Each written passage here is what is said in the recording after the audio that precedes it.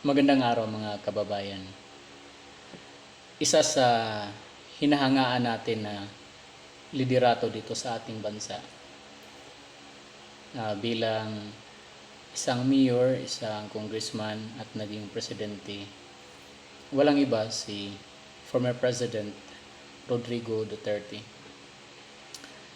So, kilala natin siya bilang isang tao na may isang salita, may paninindigan, at may integridad.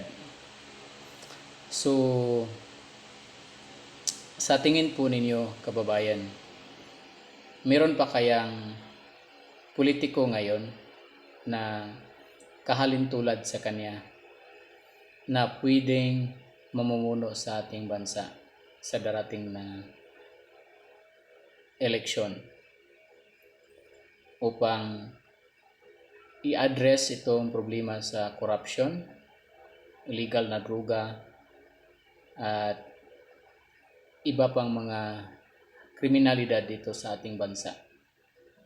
Ano ang obserbasyon ninyo? So please drop your comment below, and if you like my contents, please click subscribe and share my videos. Thank you for watching.